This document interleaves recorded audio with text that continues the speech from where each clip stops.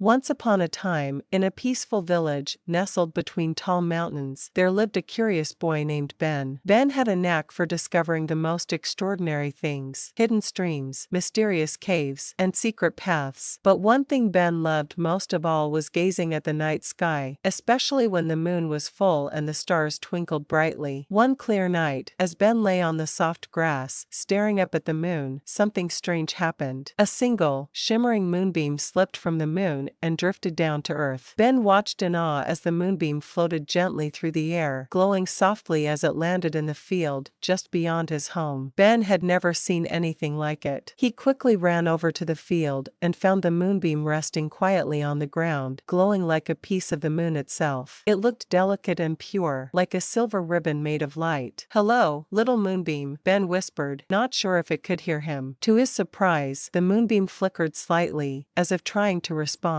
Ben smiled and gently picked it up. It was cool to the touch, and holding it felt like holding a piece of magic. "I think you've lost your way," Ben said softly. "Let me help you get back home." Ben knew he had to return the moonbeam to the sky, but how could he reach the moon? He thought and thought until an idea popped into his head. There was a wise old owl named Oliver, who lived in the tallest tree at the edge of the village. If anyone knew how to send a moonbeam back to the moon, it would be Oliver. So, Ben set off through the night, carrying the glowing moonbeam in his hands. The path was dark, but the moonbeam lit his way, casting a soft silver light on the ground. When Ben finally reached the tall tree, he called out, "Oliver, Oliver, I need your help." The branches rustled, and Oliver, with his large golden eyes, peered down at Ben. What brings you here so late, young one?" the owl asked. Ben held up the moonbeam. "I found this moonbeam, and it needs to get back to the moon. Do you know how I can help it?" Oliver blinked thoughtfully. A lost moonbeam. It's rare, but not impossible to return. The moon will be missing this one, I'm sure. To send it back, you'll need to take it to the top of the highest mountain, where the sky is closest to the earth. There, the moon will pull it back." Ben nodded and thanked Oliver for his advice. Without wasting any time, he set off for the tallest mountain. The journey was long and tiring, but Ben was determined to help the moonbeam find its way home. With each step, the moonbeam glowed brighter, as if it knew it was getting closer to its destination.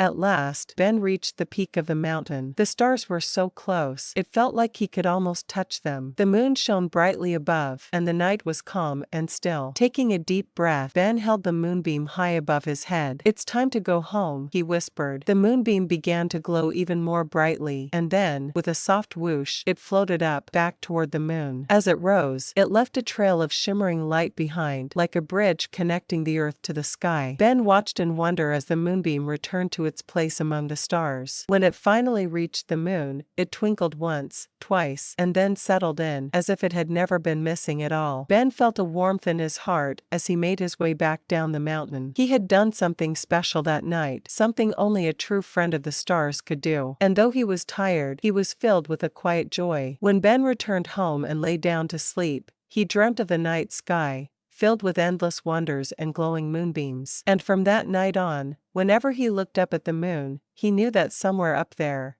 the moonbeam was shining just a little brighter, thanks to him.